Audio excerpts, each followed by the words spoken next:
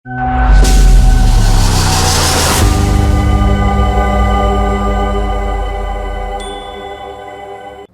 लोकमत राजस्थान में आप सभी का स्वागत है। मैं आपके साथ मोनिका राठौड़। दक्षिण भारत से उठा भाषा का विवाद अब महाराष्ट्र में भी धीरे धीरे देखने को मिल रहा है।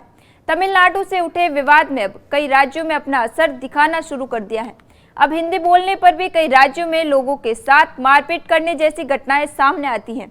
ऐसे में सवाल उठता है कि भाषाई विवाद से क्या देश बिखराव की तरफ बढ़ रहा है, क्योंकि जिस तरह से तमाम राजनीतिक संगठनों के द्वारा हिंदी का विरोध किया जा रहा है, उससे कहीं ना कहीं हिंदी भाषी राज्यों के लोगों में उन राज्यों के प्रति असमंजसता बढ़ती दिख रही है जहां हिंदी का विरोध बड़े स्तर पर किया जा रहा है। ऐसे में भाषा को लेकर छिड़े विवाद के बीच महाराष्ट्र से कुछ ऐसे दृश्य सामने आ रहे हैं जो कहीं ना कहीं विचलित करते हैं। दरअसल महाराष्ट्र नवनिर्माण सेना ने राज्य की सभी बैंकों में मराठी को अनिवार्य बनाने की मांग तेज कर दी है। दरअसल सोशल मीडिया पर एक वीडियो वायरल हो रहा है जिसमें कुछ MNS के कार्यकर्ता एक बैंक में घुस जाते हैं और मैनेजर पर मराठी में ही बात करने का दबाव बनाते हैं। कार्यकर्ताओं ने मैनेजर पर आरोप लगाया कि वह ग्राहकों से बातचीत करते समय मराठी में बात नहीं कर रहा है। इस झड़प का वीडियो सोशल मीडिया पर तेजी से वायरल हो रहा है। वीडियो में कार्यकर्ताओं को ये कहते सुना जा सकता है कि अगर यहाँ नौकरी करनी है तो मराठी सीखनी होगी।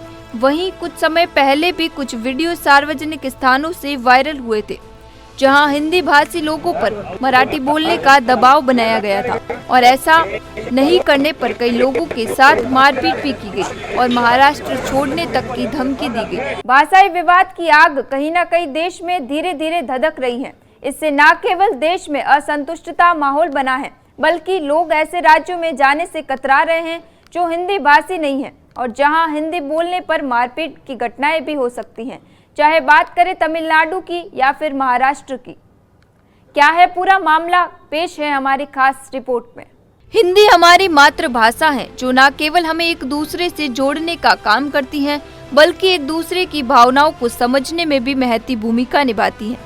लेकिन देश में जिस तरह से कई राज्यों में हिंदी का विरोध हो रहा है और कुछ राजनीतिक पार्टियां अपने निजी स्वार्थ के लिए अपनी मातृभाषा का भी विरोध करने से नहीं कतरा रही, ऐसे में देश के हालातों पर कहीं ना कहीं सोचने और समझने की जरूरत आ पड़ी है।